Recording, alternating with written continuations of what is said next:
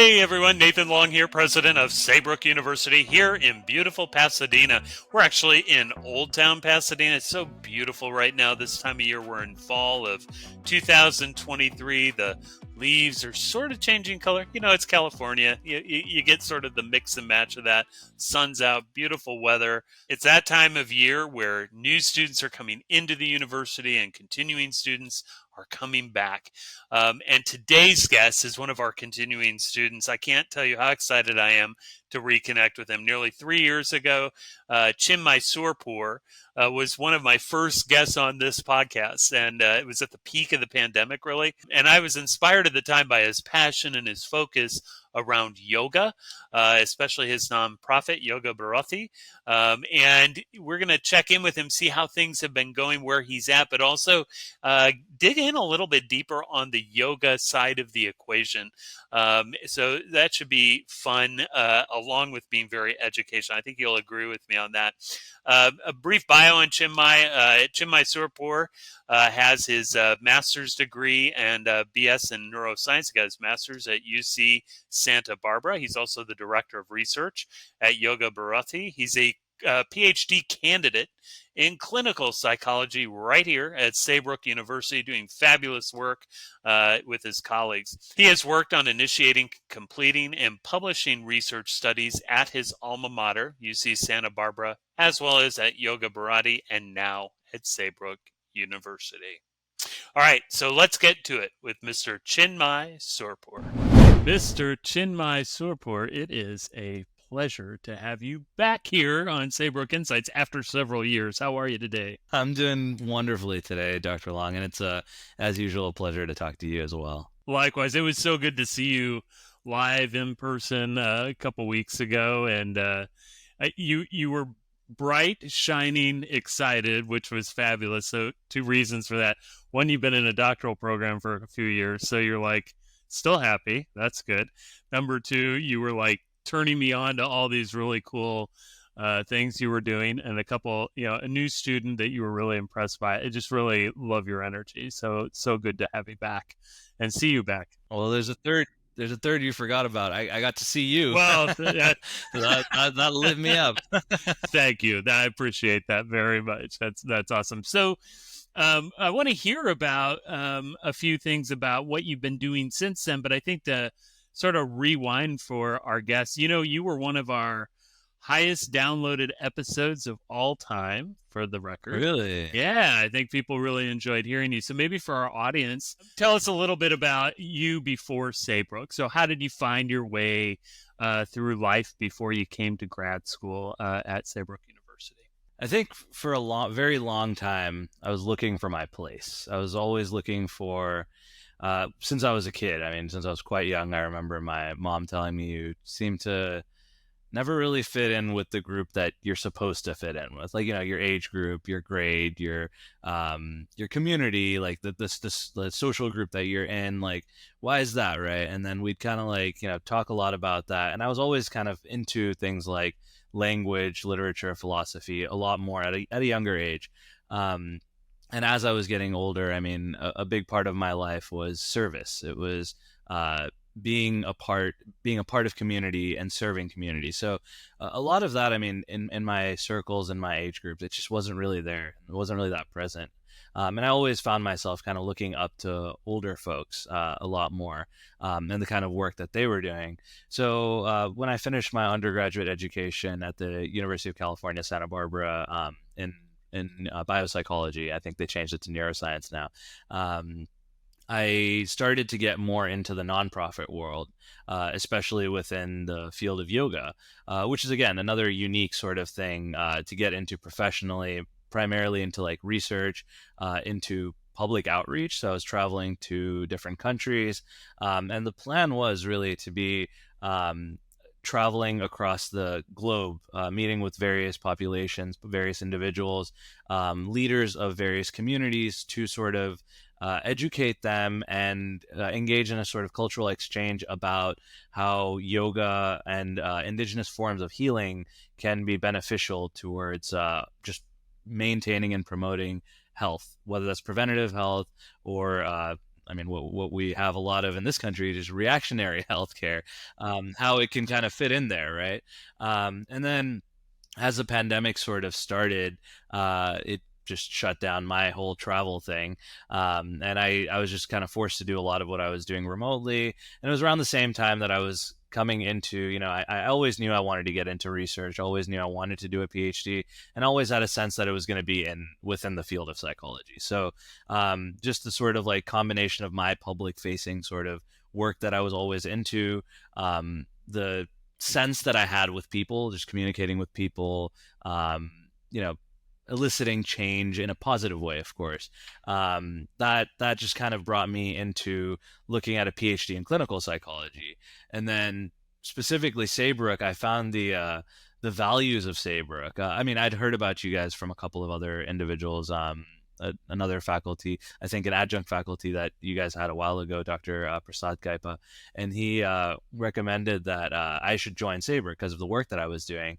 And I was looking into Saybrook, and I found just the vision, the mission. It was just so beautiful and very much in alignment with how I was seeing the world. So kind of coming into entering the environment, the ethos of Saybrook, I felt very much like I found that community that I was always looking for. Granted, we are all we're not in person, we're remote. We don't get to necessarily see each other as often as other maybe brick and mortar universities do. But I really valued the global sort of perspective that was coming in. Within Saybrook, right? It's people from across the country, from various backgrounds. Like the diversity is just phenomenal within the university, which just brings a richness in these perspectives, right? And I really, really appreciated that, the number of different perspectives from various age groups, from different populations, from all sorts of lived experiences. And I knew that there's nowhere else I could actually find that same environment, and that's where Saybrook really was shining for me. That is awesome. I mean, I think you expressed a very similar sentiment. I was listening to the episode on a commute home late last night from the university, and it's amazing to me how that has held true for you and so many other students, frankly. I mean, I think for so many of us who've been at Saybrook for a while, that is the one thing that kind of anchors us to the institution. It's the multiple things you identified, but those are the things that anchor us. It's really quite beautiful. You mentioned your work in yoga, and it feels like there's a missing component here, Chinmay. Like, how did you get into yoga? I mean, did you just fall into it? Was there a catalyst, a person in your life? Did you see something happen? Because the reason I bring this up is this is central to a lot of your work that you're doing, like with research within the community, and it's quite beautiful work. So how did you find yourself going into yoga? And I want to come back to the Saybrook connection here in a little bit. Yeah, no, absolutely. I think that's a phenomenal question. It's always been just a part of my life from when I was a kid. So a lot of people within my community, a lot of other Indians that I know or Indian American individuals that I know, they kind of grew up as yoga being a part of their lives. Like their parents saying, hey, do this. And it's just really starting off as just a physical practice, promoting flexibility. And my parents were always very, very deeply into this world. So they took yoga as more of a philosophical practice, and taking all components of yoga outside of just the physical practice, but really the different streams of yoga, the different perspectives that there are within yoga. I mean, yoga itself is a whole school of thought of its own. So that's where sort of like with my parents being very, very involved in yoga and having me sort of involved in yoga from a very young age, I just felt that it was always a part of my life for as long as I can remember. So from there, I'd say around the age of 13 was when I got my yoga teacher training certification. And then I was always practicing it. As a kid, you end up you rebel against the things that your parents say or tell you to do. But, the value of yoga was just undeniably true, right? Like I can just experience it for myself. I can feel that for myself. And I can't deny that. I can't deny that I feel great, not just in the practice of it, but when I put myself in that yogic mindset and framework of thinking, right? And it's a lot deeper than just the physical practices. It's a way of being.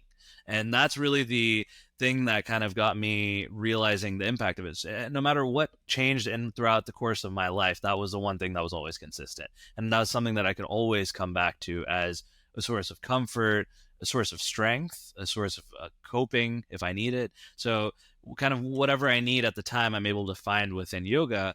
So having that as sort of a constant stream within my life and bringing it to where I'm at today, it's still, I find it still highly relevant in what I do on a day-to-day basis, in the clinical work that I do, as well as the professional work that I do. And I'm not sure if you know, but my master's thesis was focused within primarily within Ashtanga yoga and existential humanistic psychotherapy. So that is going to be continuing into my dissertation as well. So just always has been a part of the fabric of my life from a very, very young age. And that's just continued throughout.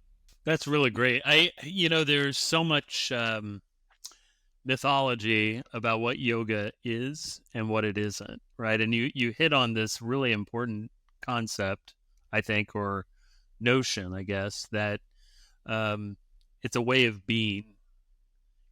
Can you talk a bit more about that?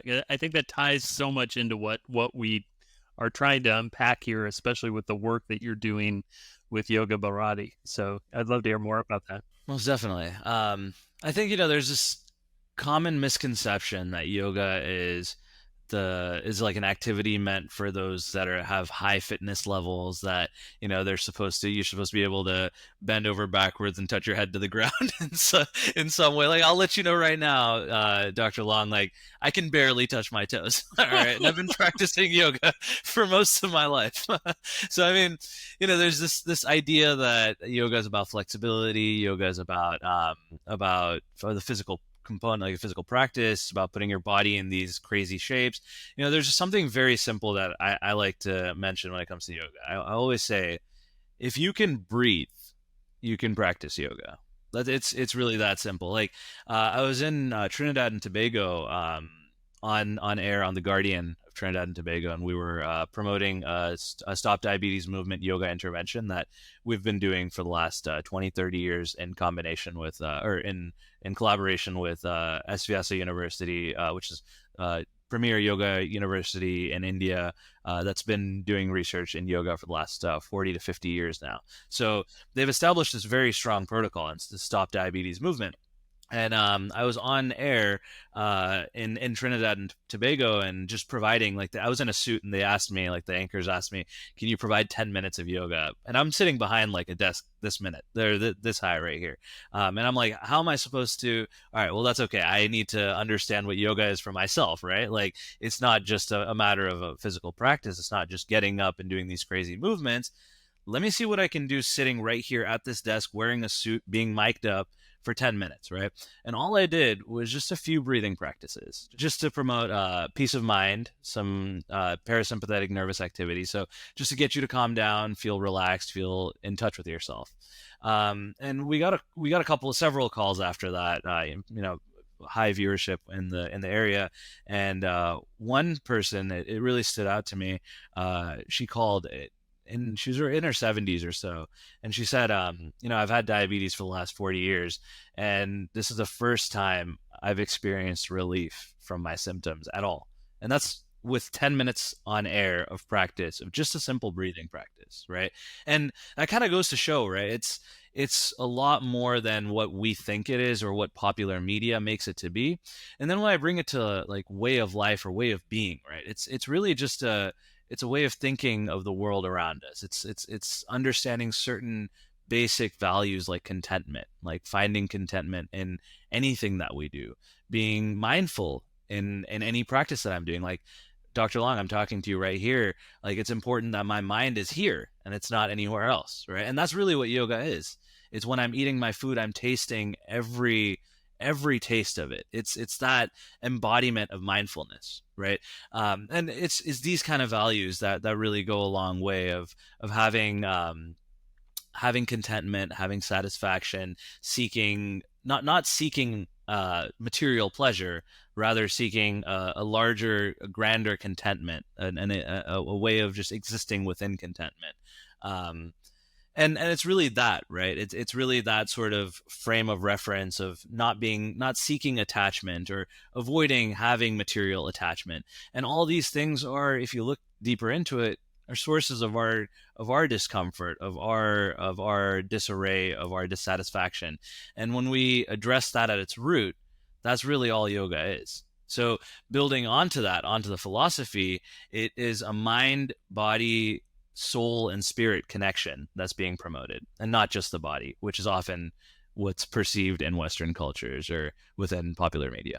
Yeah, I mean, I think in our previous conversations, I've mentioned to you, I think the biggest turnoff for me when I first moved out, so I'm this Midwestern guy moving out to the West Coast, and I was invited to attend a colleague of mine's yoga session. It was an Iyengar yoga experience. I won't spend too much time on this, but I think it felt all about the physical, and not that I'm opposed to that, but it was almost like folks were in competition with one another. And what I had read about was, this should be something that is very internally focused. Certainly there's an external, I may be wrong in my representation of this, but that emphasis on mindfulness about the experience of really being connected all the way through. And it really felt more, and I'm sure there's value in this, right? So I don't want to, I'm sure there are folks who say, hey, listen, this brings value to me as an exercise regimen.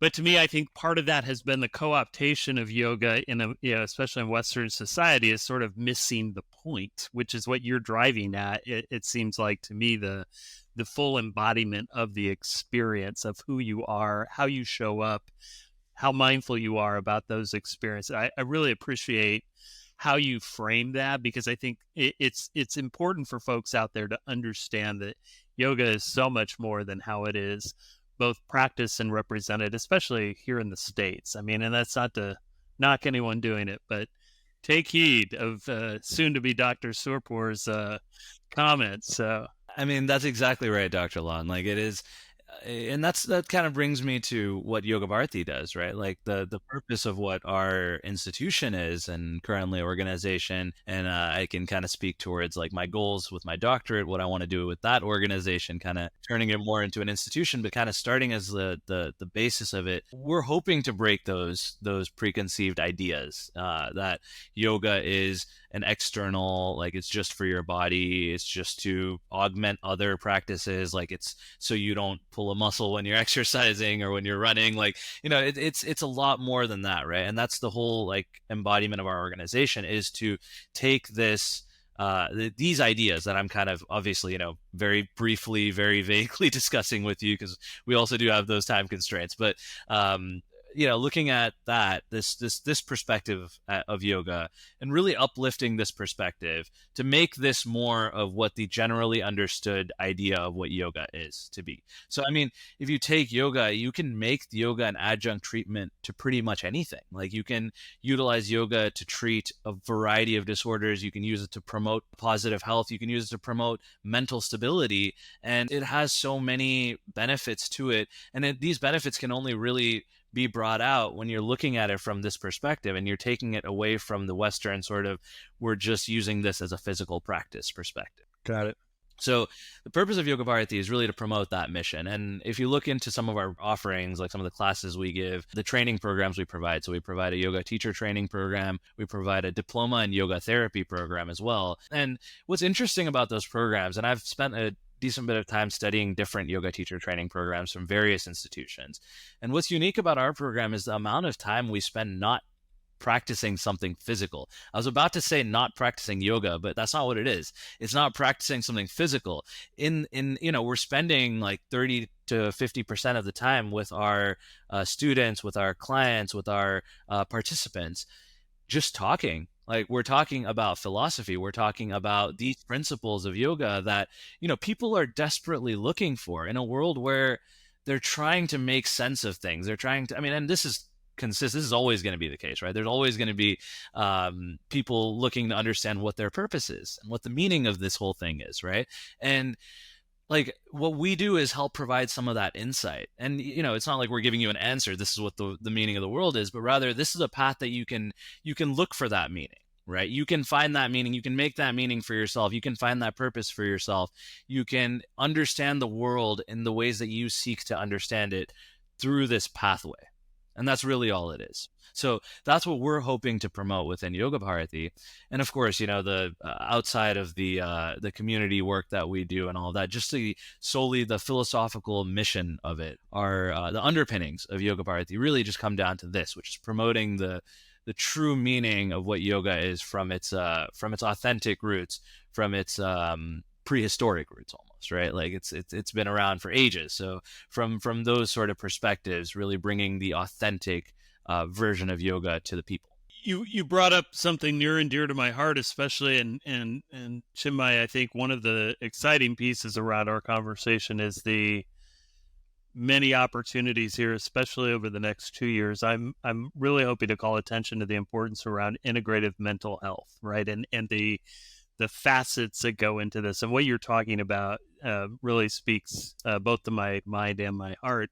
I think around you mentioned that yoga can be a tool to improve mental health. You offered up a few sort of a few good examples, I think, kind of in a variety of domains. Can you speak though more about the yoga experience, the embodiment of yoga as a vehicle for mental health improvement or enhancement a little bit more? Absolutely. And I think there's a couple of ways that can happen, right? One is definitely just a component of mindfulness, right? Like I tell my clients this often. Yoga is like, when I mentioned, I recommend that you do yoga, right? And they're like, but I've done yoga before as an exercise, like, and I'm like, yeah, but have you thought of it as, or have you done it to exercise your mindfulness? Like your ability to be aware of yourself, to be aware of your thoughts, feelings, emotions, to have a sort of monitor of where you are and what you're doing. And this is valuable for anyone, right? Like always being sort of aware of what you're feeling, what you're thinking, what you're acting, like, and having some sort of understanding of that, right? So that's like one component of it, just the mindfulness and promoting that mindful awareness of yourself, of your surroundings, of the people around you, and being present. And that goes a long way in just providing a strong framework for stability, in whether that's cognitive stability, whether that's emotional stability. When you're able to understand why you feel how you feel, or how you actually do feel, when you have that control over your mind, then and you're not letting your mind just kind of take you on a spin, right? Like that's going to naturally sort of put you in a state where you're in a you have that increased stability, that mental stability that you can then build more onto, right? Just if you look at it preventatively, practicing yoga can just help you maintain that mental stability, to allow you to, or give you the strength to not actually be pulled away from that. Now, kind of looking at it from a perspective of, all right, now I'm in this state, how can I fix this, right? I'm in a state of some sort of dysfunction or dysregulation. How can I fix this? Bring in yoga as both a technique for calming and relaxation, as well as increasing the mindfulness, can help as bringing forth some of those things that are necessary to promote healing, psychological healing. Yes. And then we take that's just the physical practice and some of the breathing practices associated with that. Then if you take the philosophy, right, I can connect the philosophy to things like existentialism and logotherapy, right? Like you look at work of Frankl, Heidegger, at Rogers for that matter, right? Like there are a lot of existential themes that pop up that are relevant across the world, right? Like the global population, everyone in the world is a human being, right? We're looking at the human population, and whether you're here in America, you're across the continent in India, there's certain existential givens that we all experience, right? So whether that's a Western humanistic existential approach to addressing these givens, or an Eastern Ashtanga Yoga, Advaita, Vedanta approach to dealing with these givens, it's the same. It's just a different sort of a different frame of reference that you're looking at it from. So, providing that whole side of that, I take some pride in engaging in in using logotherapy and existential literature and practices within my therapeutic practice. And I find that bringing a lot of the Eastern philosophy too just helps fill a lot of the gaps in the Western side and the Western philosophy, as well as within what my clients are looking for, right? A lot of people are just looking for, like, where do I fit in here? Like, what am I looking for here? What am I doing here? And there are a lot of those answers already there within yogic literature and philosophy. So that's the other side of it. So bringing in the theoretical background of it, the philosophical background of it, and helping people understand that to help them make sense of themselves, their purpose, their meaning, and the world around them. I could talk to you all day. Me too, Dr. Long. We're just barely. I mean, like, we're just scratching the surface. I know. I'm like, I'm absorbing so much. Real quick, unfortunately, we're coming close to the end of our time together. But could you offer up? Is there would you recommend folks go to Yoga Bharati, or to do you have a book or two that you would recommend folks to pick up about yoga that kind of expounds on what you're talking about? I think there are a handful of books. One is definitely, and this one's maybe a little more heavier on the literature, but Edwin Bryant's interpretation of Patanjali's Yoga Sutras, which are essentially the basis of Ashtanga Yoga. That's a book that really goes deep into the philosophical background of Ashtanga Yoga. Personally, I mean, for therapists, I would recommend a book called Yoga and Psychotherapy by Swami Rama and Dr. Rudolph Ballantyne. It's a great practical guide for therapists to incorporate yoga into psychotherapy, and seeing the sort of the parallels between the two paths, the two modalities of healing as well. And then as for, my own book, Dr. Long, I'm working on it. So I'll let you know when I'm ready. And so that takes me to kind of the final point. We only have just a couple minutes. So you're working on, you've made it this far in grad school. And for everyone out there, just so you know, when I say that, it really is, for so many people who are going through grad school, it can be a very joyful process. So you've come this far. And you're close to really diving into your research on the dissertation. Tell us just in a nutshell, what is the dissertation really homing in on, and what do you hope to show with the research? And that's a great question. I would like to, so I did my master's thesis kind of building the foundation, a lot of what I just mentioned here, which is demonstrating the parallels between existential literature in the West and in the East, right? And showing a sort of like a synthesis of the two with a proposed model. Now, what I want to do is evaluate whether or how yoga, specifically how yoga would be perceived as a modality of healing within psychotherapy, within the framework of psychotherapy. So how really the question is, how can I integrate principles and practices of yoga into psychotherapy to essentially create or synthesize or formulate a new modality of therapy that focuses on integrative and holistic healing, and that's through the means of yoga and psychotherapy. So that's really, like, in a very vague nutshell, that's kind of what it is. But you did all right. See, like I think, in fact, I think you did very well. It's sometimes for students who are listening to this, it's hard to put everything in that you're working on, that you're kind of your life's work up to this day, right? Like you're really hoping to get that to show, and you did a fabulous job. I mean, that's your core message. So well done. Thank you. On the abstract. Thank you, Dr. Long. I appreciate that. And you're living proof that grad school is doable. It can be fun. It can be applicable to the work you're doing out there in the world today. So, Chinmay, I know our time is too brief on something like this, but we're excited for our community. We're bringing in Chinmay and several of his colleagues to speak with our board in another week or so. You'll hear this way after the fact, but I know our trustees are super excited about this. And before you go today, we have two questions we ask of all of our guests, and it's really fun and also really enlightening to hear what individuals say about each of these two topics. So this is quick take. So what are the first things that come to mind? You have to give the star answer, right? The textbook answer. It's the Chinmay Surpur answer. So the first one is, what does the term humanistic mean to you? that which makes us human. I think when I think of the word humanistic, I think of joy, I think of contentment, I think of love, I think of connection, I think of collectivism, I think of multiculturalism, I think of diversity, and I think of the vastness that is the human experience within the global population. Fabulous. We'll give you an A+ on that one.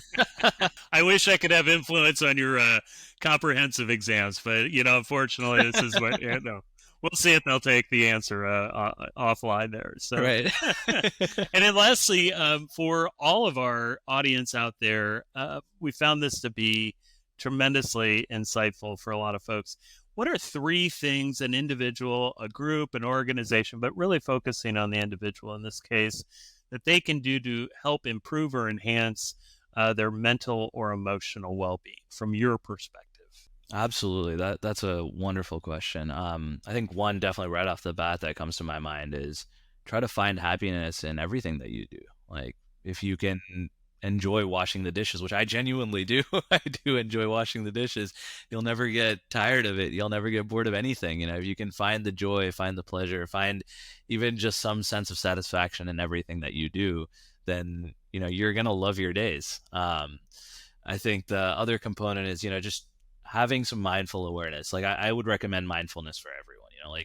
And again, mindfulness is one of those buzzwords that I can talk another hour with you about, Dr. Long. But just like promoting that awareness of what am I thinking, what am I doing, what am I acting, right? Like what am I feeling? Just having that at the top of your mind and being reflective about that. I think it can go a really long way in just having and maintaining a sense of emotional well-being.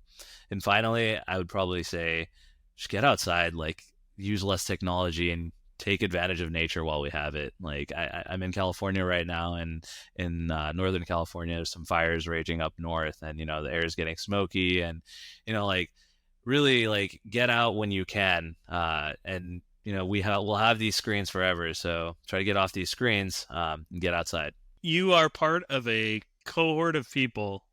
I think almost 90% of our guests have said to get outside, and I think it's an important reminder, because getting out into the world, into nature, into that which we're a part of, and so often we detach from that. And so I want to applaud you and all of our previous guests for bringing that to the fore. And listen, if you're in the audience, you've heard it now several times. Get outside. Yep. It helps. It helps a lot more than you'd think. That's right. And maybe do some yoga while you're at it. So, yeah, hey, get outside and do some yoga, even better. Chinmay Surpur, a pleasure to have you here today. Thank you so much. Oh, it's my pleasure, Dr. Long, as usual. And I'm looking forward to seeing you again very soon. Likewise. Thank you, Chinmay. I hope you enjoyed Chinmay as much as I did. Remember his 3 major takeaways. Try to find happiness in everything you do. I liked his example of, doing the dishes, right? So, who likes to do dishes? Chinmay does. I actually like doing the dishes. I enjoy cleaning. But beyond those things, right? In everything you do, find that little piece of joy that comes with it. Have some mindful awareness. What am I thinking? What am I acting? How am I acting? What am I feeling in this moment? And try to get present. And lastly, and I really commend Chinmay and all of our previous guests here. This is a common refrain. Get outside. Use less technology. Detach a bit from what is anchoring you within your home or within your office, and get out there. And it's a good reminder for everyone, for me, to really enjoy this planet that we call Earth. If you want to see the YouTube version, please visit our Saybrook YouTube page. And if you'd like to support the podcast, which I hope you will, go to Apple iTunes and leave that 5-star rating and review, and subscribe so you can get episodes as they come out. If you're on Spotify, leave that 5-star rating and make sure to follow us. You can, of course, subscribe to us on most major podcast platforms, including Google, Stitcher, Pandora, Pocket Casts, Amazon, and many others. Remember to check our show notes for information on today's guests, including links to Chinmay's website, books, and the like. And for more information about our university, go to www.saybrook.edu, click on Areas of Study at the top of the page, and locate the program of your choice to learn more. In this case, clinical psychology, and you'll find that easily. Or simply Google Saybrook University. That's all for today, folks. Thanks so much. Take care.